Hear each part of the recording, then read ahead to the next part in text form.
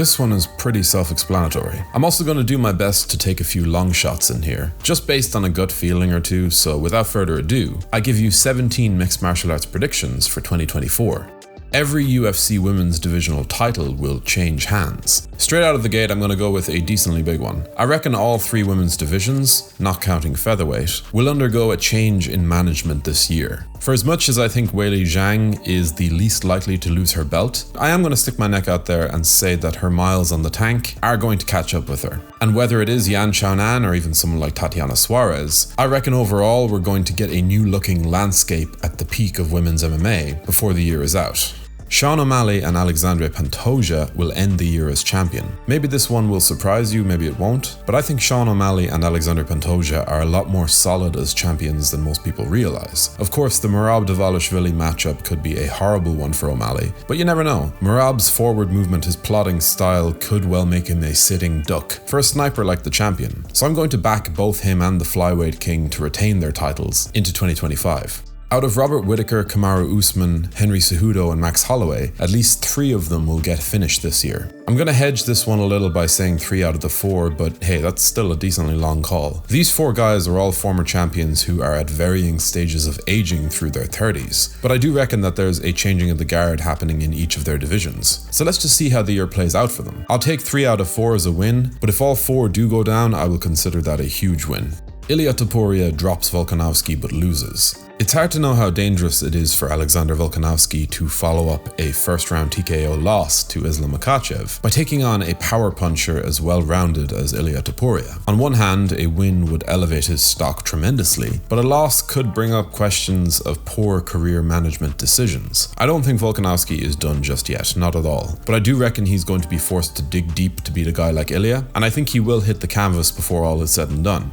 Conor McGregor fights just once and sells north of 1.7 million pay-per-view buys. The idea of Conor McGregor returning to the prime that defined his run through the UFC between his debut and his 2-weight world championship clinching performance at UFC 205 is pretty unrealistic at this stage. But given that his last fight with Dustin Poirier sold 1.8 million pay-per-view buys, I do think he still has enough of a grasp on the casual audience to command a similarly huge figure this time around. He will find a way to drum up interest and controversy, trust me.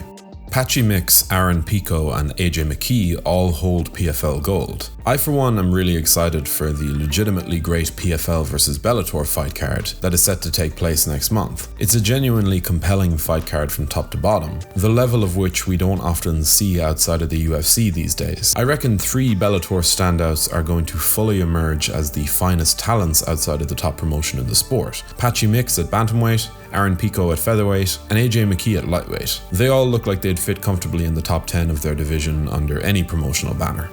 Dricus du Plessis vs Israel Adesanya headlines UFC 300. DDP wins by finish within 3 rounds. The first part of this prediction might not be a long shot by any means, given that the headliner position is open and we just got a resolution to the latest middleweight title fight. But I do think that if the UFC go down this route, we're going to see Adesanya lose for the 4th time in 3 years. I just think that du Plessis, for as odd as he fights, will be able to muscle and stifle Adesanya physically, and I think he does it within 3 rounds.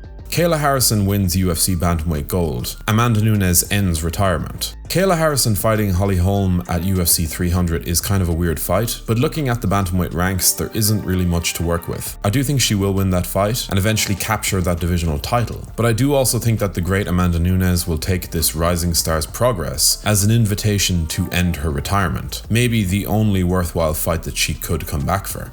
Michael Venom Page does not post a winning overall record.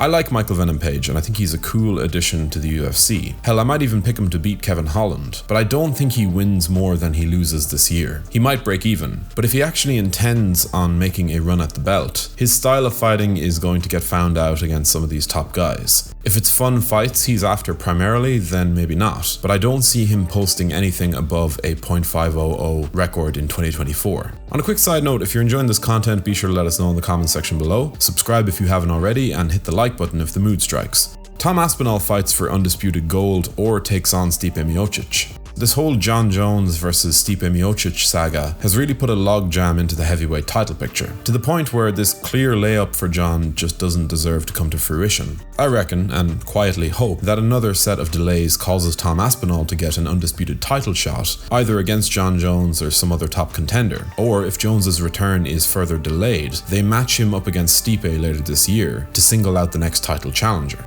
Tony Ferguson will finally get a win, but still won't retire. This one is me just holding out hope that the UFC can actually match Tony Ferguson up better this year, that they can give him an easy, winnable, fun fight, just to make up for the years of anguish that we've had to deal with as fans of his. I do think that he can win a fight, but it really does need to be an even greater step down in competition than someone like Paddy Pimblett. Does that exist within the UFC? I think it does, I think it can. The problem is he just won't retire either way, so we just gotta hold out hope for more lenient matchmaking.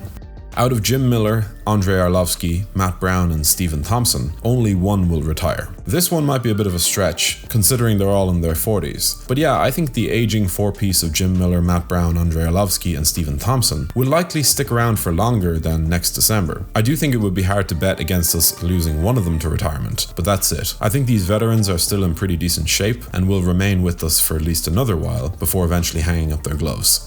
Paddy Pimblett, Khamzat Chimaev and Colby Covington get finished. This one is pretty self-explanatory. These are three immensely popular fighters at different stages of their career, but I think each of them has showcased enough holes in their game to run into issues. This year, I think these divisive figures are going to end up with a loss by way of finish on their record, with a knockout being my primary prediction for all three. Alexander Volkanovski will defend his featherweight belt twice and signal his intention to leave the division for lightweight. Following on from my point about Ilia Topuria, I just think that Volkanovski has more to show us at featherweight, and I do think considering the asterisks that are beside his 0-2 record at lightweight in recent times, I reckon he'll give it one more shot before he retires. Whether it's another title fight or just taking on a contender, I doubt we've seen the last of Volkanovski at 155 pounds.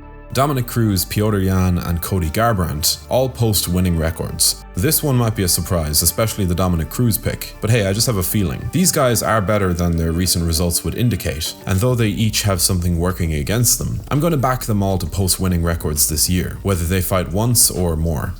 The pound-for-pound top 5 will contain Islam Makhachev, Alexander Volkanovski, Tom Aspinall, Leon Edwards and Sean O'Malley. Who knows what the order will look like, but I do see Islam reigning supreme once again. Unless he actually goes up to welterweight, good luck beating this guy. Even someone like Arman Tsarukyan doesn't strike me as ready to lead the new generational charge against him. The other four fighters are pretty interchangeable as far as this pound-for-pound top 5 goes.